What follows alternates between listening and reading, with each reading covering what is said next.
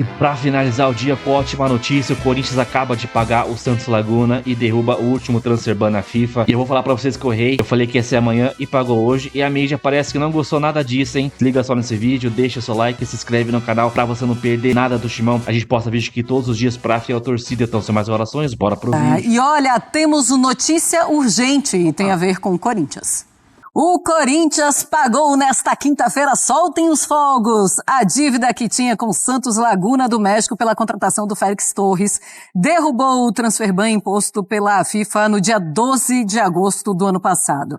A diretoria do Timão vinha negociando com o time mexicano um valor único para quitar o débito. Valor total, contando dívida e taxas, é de R$41.600.000. Com o pagamento da dívida, a FIFA vai ser comunicada em seguida, vai retirar o transfer ban do clube paulista. Agora, ele está com essa tal liberdade que você falava ontem, Gustavo Zuccardi.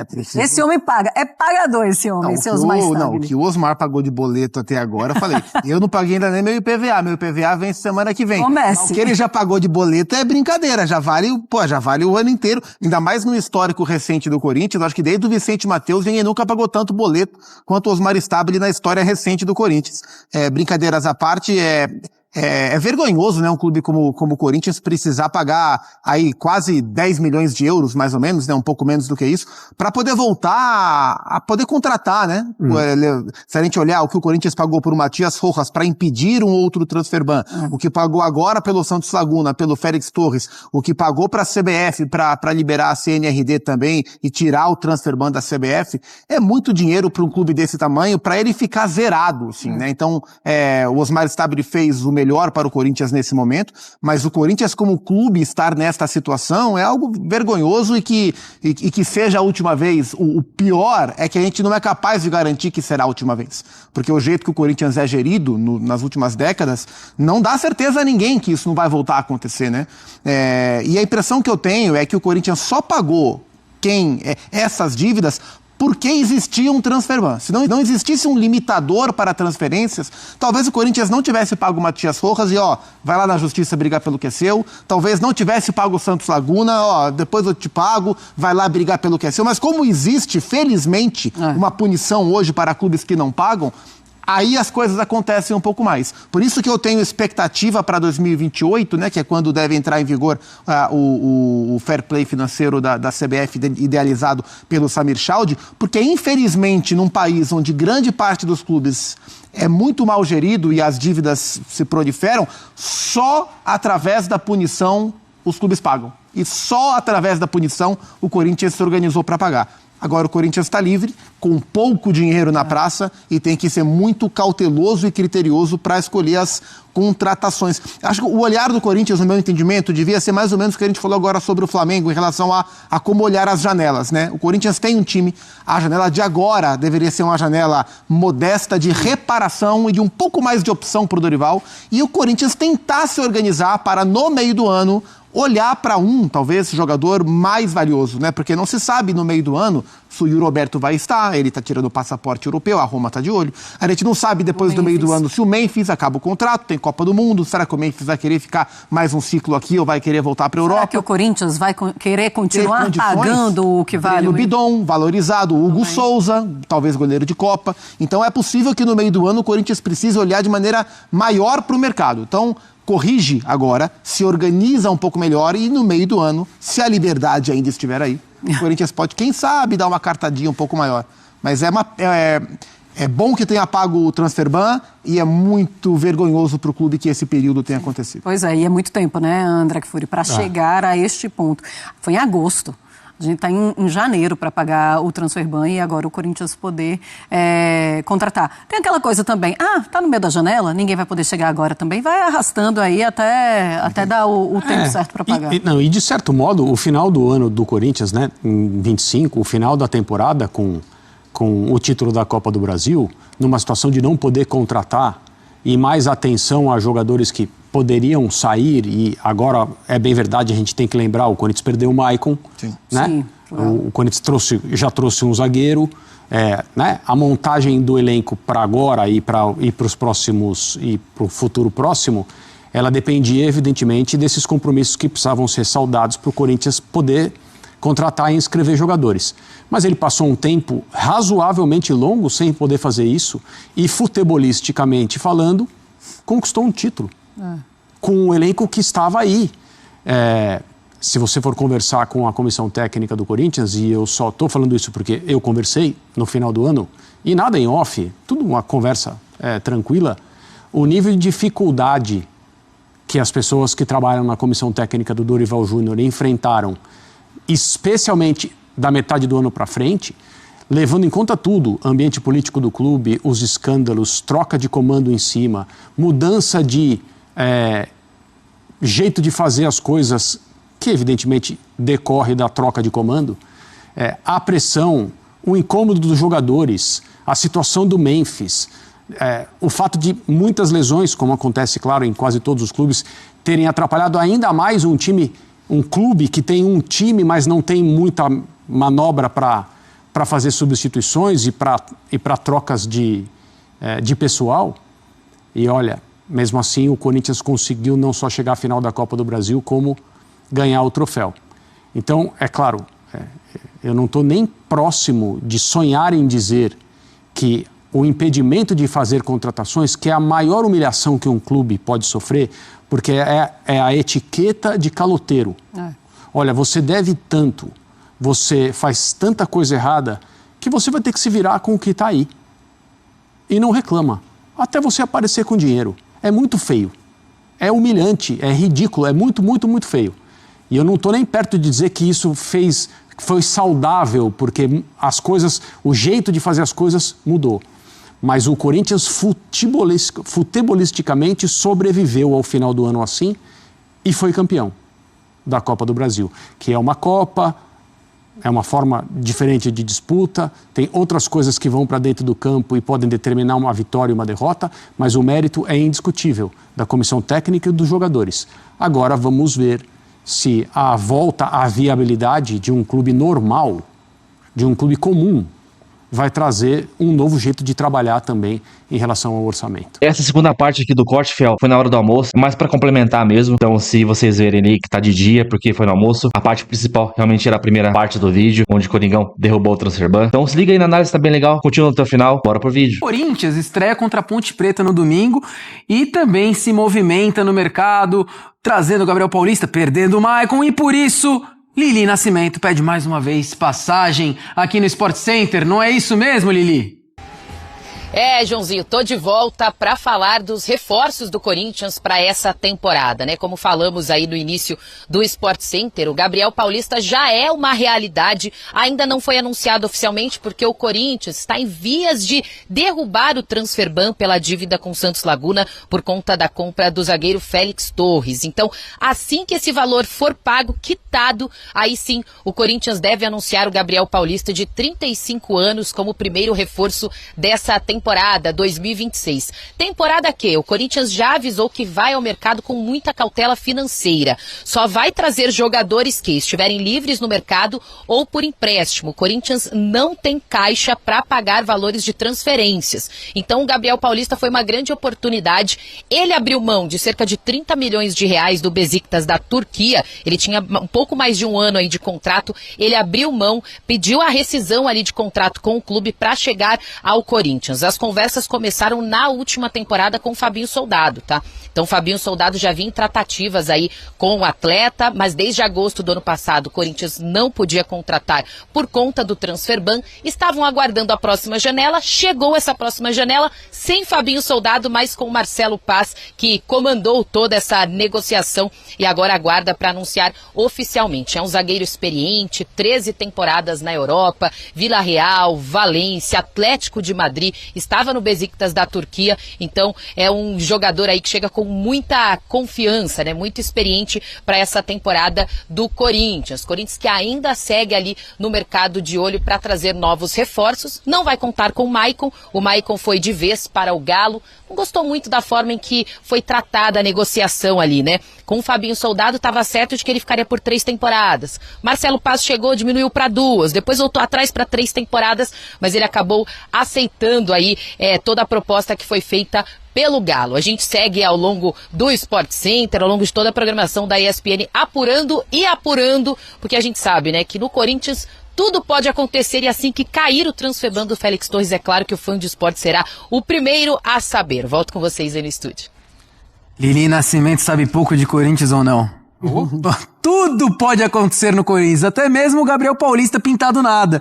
E agora a gente vê na tela números do Gabriel jogando pelo Beşiktaş, clube turco. Ele ficou lá de 2024 até 2026, 45 jogos como titular, 43, 80 minutos por jogo, um gol, tímido, mas vamos combinar, é um zagueiro, e presença em jogos do time 60%. Ele foi campeão da Supertaça Turca enquanto esteve no Beşiktaş. Quando o assunto é bom, Mari e Donk, até o Sport Center traz reforços. Claro, então, para falar de Corinthians, eu vou chamar agora aqui Rafael Marques. Por favor, Rafael, junte-se a nós para participar desse papo de Corinthians. Marcelo Paz agindo no mercado, trazendo o Gabriel Paulista, que também já tinha um pouco do trabalho de Fabinho Soldado, que está no Inter agora. É um baita reforço, você não acha, Rafa? Bom dia. É um bom reforço. Baita eu acho um pouco de exagero, viu, meu querido João? Muito boa tarde a você, a Mari, ao Donk, ao Fã de Esporte conectado com a gente. Se essa notícia fosse divulgada 4 anos atrás, eu diria que o Corinthians estava contratando um zagueiro com nível de seleção brasileira. Hoje eu tenho dúvidas. Com todo respeito ao futebol turco e ao Beşiktaş, que é um time de alta exigência, o Gabriel Paulista começou a ter um decréscimo técnico já nos seus últimos anos no futebol espanhol. No Atlético de Madrid praticamente não jogou. E no Valência, clube com o qual tem enorme identificação, foram quase 8 temporadas vestindo a camisa do Valência, ele viveu momentos incríveis, com títulos de Copa do Rei e tudo mais, tinha a chave do vestiário, mas também viveu momentos muito complicados com o time algumas vezes lutando contra o rebaixamento, afora os inúmeros problemas políticos que o Valência tem, e o Gabriel Paulista era meio que um porta-voz do elenco perante o Peter Lim e também os demais dirigentes lá da equipe espanhola. Ele está com 35 anos, é um bom zagueiro para bola aérea, é um jogador que tem experiência, know-how, pode ser útil. Eu acho que é uma boa contratação. Excelente, ótima, eu tenho dúvidas. Repito, 4 anos atrás a minha resposta seria outra, viu, João? Eu vou manter aqui o que eu disse, acho sim uma boa contratação, uma baita contratação, Rafael Marques, pois o clube que conta com Félix Torres, Kaká, quando você fala de Gabriel Paulista chegando, gente, pra mim é uma baita contratação. Aí é outra discussão. Ah, né? Meu garoto, tô tentando te convencer, uma hora eu consigo. Se é comparativo, bacana do jogo, que ele é a mesma coisa na live aqui no Sport Center. É comparativo. Então, assim, se é comparativo, ok, não discuto. Agora, considerando toda a órbita do mercado do futebol nacional e internacional, eu acho uma boa contratação. Boa. Baita, eu tenho dúvidas. Tô tirando onda com você, eu entendo completamente seu argumento. Agora eu vou jogar a bola aqui para os meus parceiros de estúdio, Mariana e Donk. Falamos de Gustavo Henrique, muito bem na temporada passada, acho que ninguém vai discordar. Sim. E foi um cara muito importante na bola aérea também. Certo. Ofensiva e defensiva, tirando bolas ali na Copa do Brasil, que poderia ser gol do Cruzeiro, do Vasco, etc. A Lili traz que o Gabriel Paulista também é um cara muito bom de bola aérea.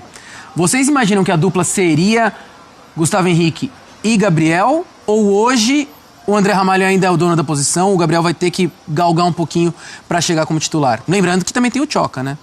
Sim.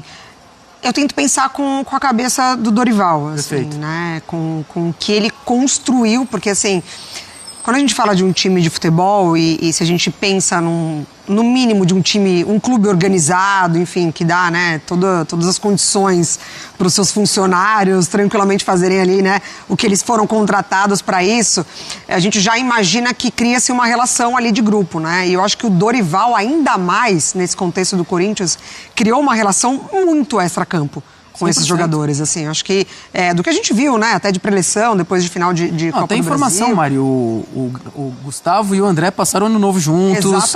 Exatamente. Criaram muito ali dentro. Então, assim, o que eles viveram ali temporada passada com esse tumulto político que é o Corinthians, ainda é o Corinthians, né, mas foi principalmente temporada passada, eu acho que coloca esse grupo de jogadores num nível ali, não garantia de titularidade, mas a confiança do treinador de que, assim, meio que assegurar que o reforço que chegar, ele vai ter o seu tempo de adaptação, de buscar por essa vaga, independentemente de... A gente não tá falando que, enfim, né, o Messi chegou no Corinthians e vai ter que brigar por vaga, não. Então, eu acho que ainda assim, nesse começo, permanece essa dupla de André e Gustavo. Mas eu imagino que o Gabriel chega para de fato, disputar essa vaga de titular. Eu também vejo dessa forma. E tem um aspecto também que acho que diferencia um pouco o André Ramalho. A qualidade técnica com a bola no pé. Ele é um cara que foi formado como volante no futebol europeu e depois que ele vira zagueiro, já joga de zagueiro há um bom tempo. Mas é um cara que qualifica muito. Traz isso, né? Ele qualifica tem o passe. muito. Tem o passe. É muito bom nesse sentido. Então, acho que vai depender também de adversário, circunstância de que você vai enfrentar. É um Corinthians que vai ter fase de grupos de Libertadores, vai ter uma temporada longa. Então eu imagino que pode ser que um tenha uma titularidade maior, assim como aconteceu na zaga do Corinthians, por exemplo, desde que o André Ramalho chegou. Você teve uma alternância de peças de acordo com o momento de cada um. Então eu acho que isso vai acabar se mantendo. Eu vejo que esses vão ser os 3 zagueiros mais destacados do Corinthians, dependendo do jogo, dependendo da condição física, pela exigência da temporada. Mas eu também acredito num primeiro momento a manutenção dessa dupla, até pelo entrosamento e pela qualidade técnica que tem o André Ramalho na saída de bola, mas vai ser uma disputa em aberto, não dá pra você garantir, não. Essa é a dupla de zaga do Corinthians ao longo de todo o ano. Não dá pra ter segurança, justamente por conta do nível próximo desses jogadores. Rafael Marques, meu parceiro, o Dom que crava aqui que esses seriam os 3 zagueiros com mais pompa e circunstância no Corinthians para 2026. E aí, pensando no futuro, em alguns momentos da temporada anterior, o Dorival tentou 3 zagueiros, assim como o Ramon Dias tentou, não deu muito certo, é verdade. Normalmente o Ranieri era improvisado ali como 3º zagueiro. Talvez com um zagueiro de origem possa ser uma opção de testes, não é mesmo? Pode, mas aqui o Dorival, historicamente, não costuma montar as equipes dele com linha de 3, né? No máximo, essa variação de puxar o volante para poder compor. E o Ranieri, convenhamos, se nós fizermos aqui um ranking, né, das características individuais do elenco do Corinthians em benefício da coletividade, essa variação do estilo de jogo do Ranieri, ora à frente dos volantes, dos zagueiros, ora como 3º zagueiro, essa variação ela é uma das coisas mais importantes que o Corinthians tem. E o Dorival sabe disso. Eu acho que ele não vai violentar a característica do time, colocando um 3º zagueiro, mas o Ranieri, que é uma peça indispensável para o funcionamento, para o equilíbrio do jogo do Corinthians, principalmente na fase defensiva, e aí ficaria um time muito compactado, muito posicionado lá atrás, e talvez falte numericamente massa de manobra para poder atacar, para o Corinthians poder desenvolver as suas construções. Não é nada absurdo imaginar isso, mas pegando carona na frase da Mari Pereira, com a cabeça do Dorival, pensando com a cabeça do técnico do Corinthians, eu não consigo imaginar ele planejando um time para jogar com 3 zagueiros, mesmo considerando que seriam 3 zagueiros com alguma qualidade para a construção do jogo, principalmente o André Ramalho, como o Dom que já pontuou. Acho que o Gabriel Paulista chega assim, esperando uma condição, acho que acaba ganhando a vaga, numa comparação direta, o melhor do Gabriel Paulista é superior aos 2, a minha principal dúvida é se aos 35 anos ele ainda consegue jogar o que um dia ele já jogou. Já que a gente conversou um pouquinho agora sobre Ranieri, tem um papo que surgiu no nosso Fala Fonte do Corinthians ter interesse pelo Alisson, do São Paulo. Volante, meia, atacante. O Alisson é polivalente demais. E o assunto que surgiu nos bastidores e nos corredores é que o São Paulo ofereceu, vocês querem o Alisson? Então manda o Ranieri pra cá. Aí eu queria saber, Mariana, se ocorresse isso, quem sairia ganhando, quem sairia perdendo? É bom pros dois? É ruim pros dois? Alisson por Ranieri. Eu sou muito fã do futebol do Alisson, assim. Eu acho que na mão, com o trabalho do Dorival, ele cresceu muito, né? Total, o Dorival foi muito importante para reposicioná-lo ali em campo. E ele cresceu demais. Teve uma lesão super grave, desfalcou o São Paulo. Mas eu não faria essa troca. Eu acho que é um Ranieri muito bem adaptado ao Corinthians. Que falamos do Marlon Freitas no Botafogo, o Ranieri também pegou a fase de Antônio Oliveira até agora, assim, passou por todos os momentos desse Corinthians recentemente. Você não faria essa troca pensando no lado do Corinthians ou nos dois lados? Eu acho que mais pensando no que o Corinthians pode perder. Ganharia com o Alisson, é bem verdade, como eu falei, sou fã do futebol dele, mas eu acho que o Ranieri já muito bem adaptado a qualquer sistema que se apresente no Corinthians. Então é isso, fiel. O Corinthians paga o Santos Laguna e o Transferban. Na verdade vai cair, né? Volta a FIFA, só apertar o botãozinho lá, como diz o Lessone, e o Transferban cai.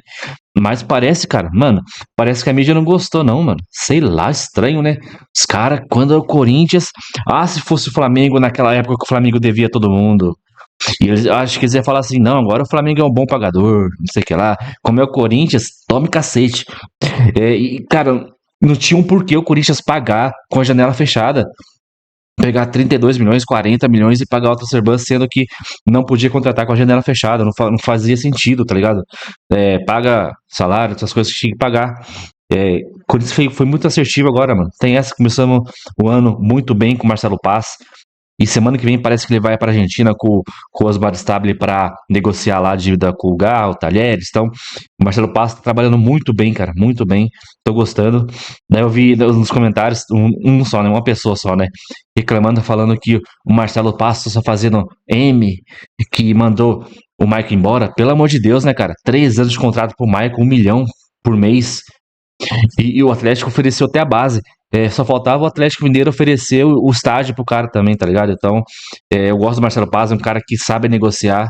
Ele não pode ser tão bom assim no vestiário, mas dane-se, sabe negociar, gerir a finança do clube, já tá de bom tamanho, cara, um cara profissional pra caramba. Então, esse aí, menos Transferban, Corinthians livre pra contratar. E tinha torcedor falando, não pode cair o Transferban, senão os caras vão contratar jogador ruim, tem que ficar com o Transferban ativo.